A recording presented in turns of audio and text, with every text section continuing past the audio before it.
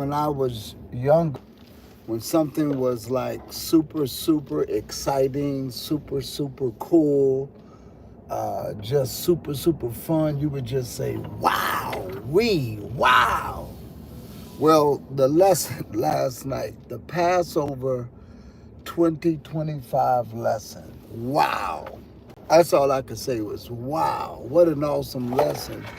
Um, it's a lesson that Pastor Buie does every year, but the energy, the uh, bridging of the scriptures is always different because you're dealing with a different time, a different people, a different group, and different setting. And no matter how the same scriptures are used, either you get something new out of the scriptures that you did not get the year before, you see something you didn't see before.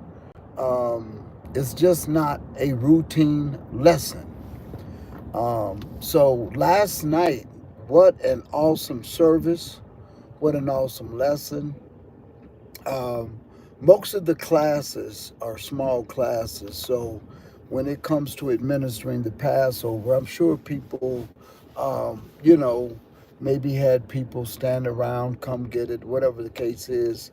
Our setting last night was very like that because we had about 100 plus people and a little bit, well over 100 from what I was able to count and observe, about 140 plus.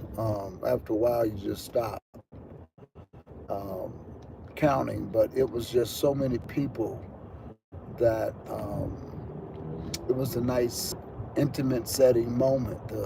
The singing was good. It was all of that. So we started off our service with us singing locally, and what we do is we have everything set so that when the commandments start, we tune in and pick it up from there. So that's what we do even on the first Sabbath and during the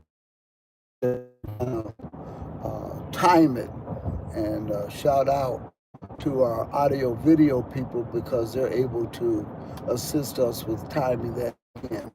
Last night was just an awesome lesson. Again, just awesome. The setting. Looking forward for the Feast of Unleavened Bread on tomorrow. We're going to be setting up for that and getting things out and put together to have the feast there at the class. Some time ago, we took out the pews, we put in new carpeting, we put in chairs so we can bring in tables. So that's our setup now. And we have outgrown that setting. So we're going to make it happen, but we've outgrown it. Um, I was thinking about Nehemiah, the 8th chapter. The book of Nehemiah, the people had not been read the book of the law in such a long time. The scripture says that they stood and they listened. And after they had read it, the elders would go down and teach those that could understand. Um, no matter what age, if they could understand, they explained things to them. And it was just awesome. It was almost like in the book of, I believe it was in Chronicles, where they had not kept the one of the feasts, one of the 7-day feasts for such a long time that they kept it another 7 days. Now, we know we don't do that, but it was just showing you the enthusiasm and the excitement that they had. So the feast days should be a sense of excitement. And I'm excited. Every time Passover rolls around, Feast of Unleavened Bread, every time Pentecost rolls around, and so forth, forward to them. And once you understand them, it's just awesome. And I'm like, I want to be on the front row listening to the lesson with my Bible open, going over the scriptures, No matter how many times over the years we have listened to the Passover lesson, the Feast of Unleavened Bread lesson, the Pentecost lesson, it just gets greater and greater, where you just simply say, wow, wow. I'm looking forward to the Feast of Unleavened Bread. I'm looking forward to Pentecost. I remember a few years ago, I wanted to go up to Chicago. I went to Riverdale, and I wanted to specifically go for one of the feasts. And Brother Julius told me, says, you need to come during Pentecost. Brothers and sisters, I took my little brother and we went up for the Pentecost. And let me tell you, what an awesome time we had. The food,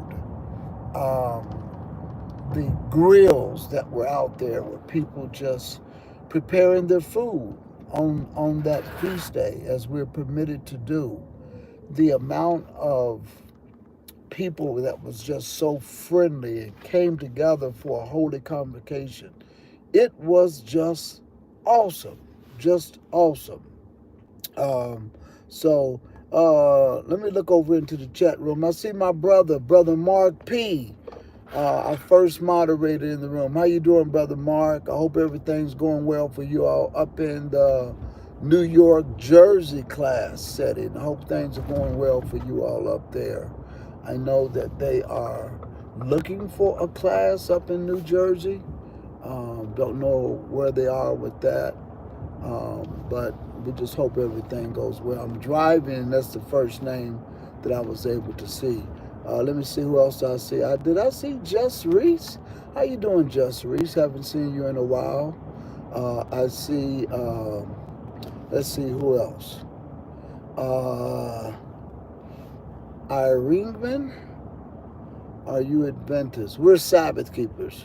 Yes, we are Sabbath keepers, but we're not with the Seventh-day Adventist organization. Denise, how are you? How are you? Happy Sabbath to you, Ingman. I hope I'm saying that name right, because again, I'm driving and I'm looking down. I shouldn't be doing that. Sister Tasha from Raleigh, how are you? So let me get on, because I'm not going to be able to look at my screen and drive effectively. But who are we? We are Christians. I'm saying this for someone that asks, are we Adventists? And they put the question mark. We are Christians. We are Christians who keep the entire Bible from Genesis to Revelations. We believe in Jesus. We believe in his commandments. We believe in his feast days.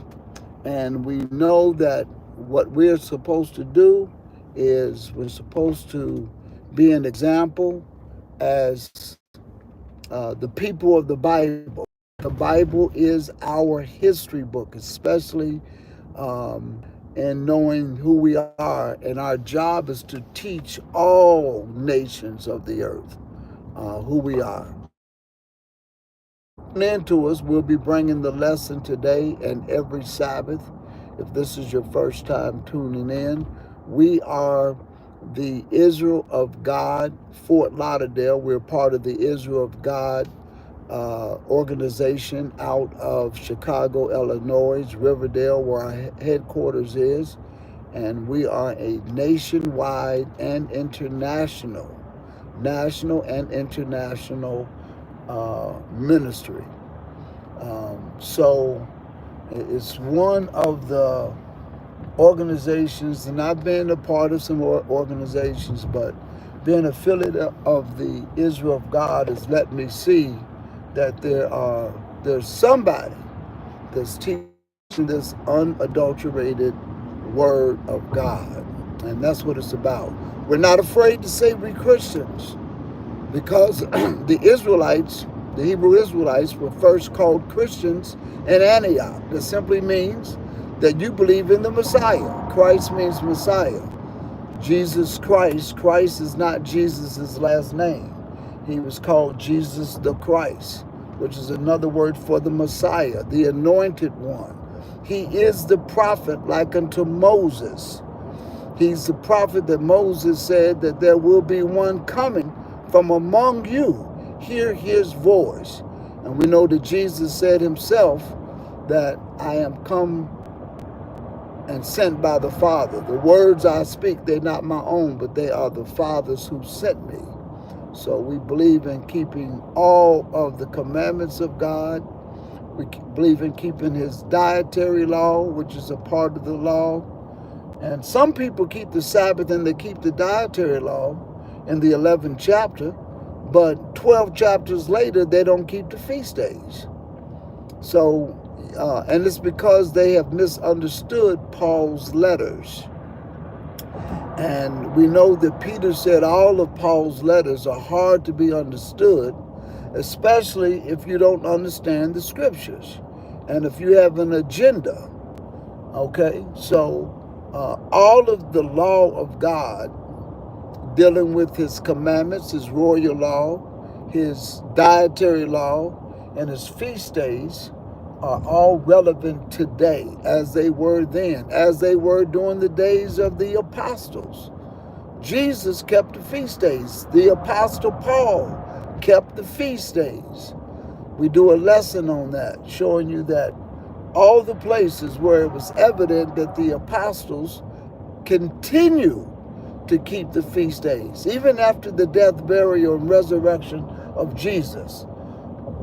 Today's lesson is going to be concentrated on when we bring that at 1:15 when we get to the class. We're going to be going live on that. It's going to be really concentrated on the fact that Jesus, having faith in him is what gets us salvation.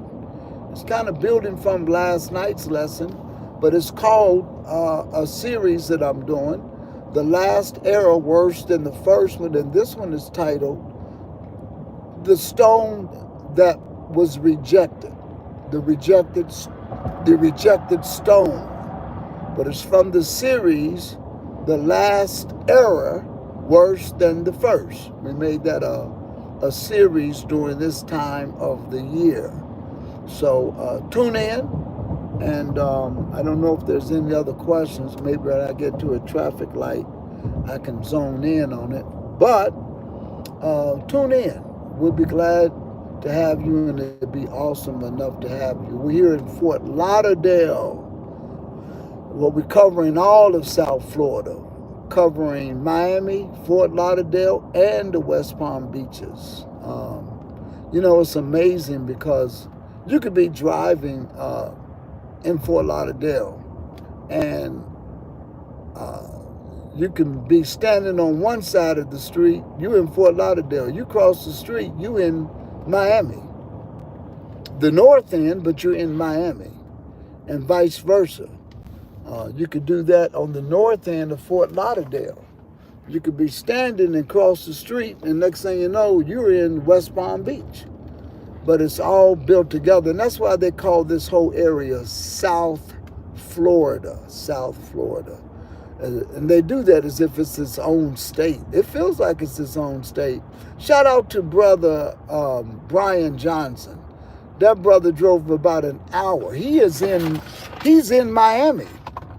He's in Miami, but it probably took him about 45 minutes, maybe an hour, depending on traffic, to come up from where he lives at way down in South Miami. South Miami. That brother's deep South Miami. But he was able to come up and be in the Passover with us. He's one of our moderators. He's always tuning in. I always call him my brother from another mother because he's got the last name Johnson. All right. But shout out to him, and shout out to the Sister Marie, Sister Barbara Battens, Brother Jeffries, Brother Nashawn, and all of those that came down from the West Palm Beach area, made that drive, as they do just about every Sabbath, to just come in and be with us. So shout out to them. Brother Nashawn's an awesome teacher, awesome reader, and just the people that we have at the IOG Fort Lauderdale Bethel class is awesome. All right, so get into the class, and want to say to all of you all, let me look down here. Me too. Okay. Irene, okay. I'm from Indonesia. All right, Indonesia in the house. All right. The last error worse than the first is an excellent lesson. Thank you, sister. Thank you, Just Reese. And I taught that lesson a few weeks ago, and it was that subject, but it had another title. And today we're going to pick it back up, but it's going to be the stone that was rejected. So tune in to that. And again, that's going to be about 1:15. We'll be bringing that lesson live right here on this channel. All right. So we're looking forward to that. All that being said, peace and blessings to all of you all. I want to say happy Sabbath, happy Passover, happy Feast of Unleavened Bread. Peace and blessings to you.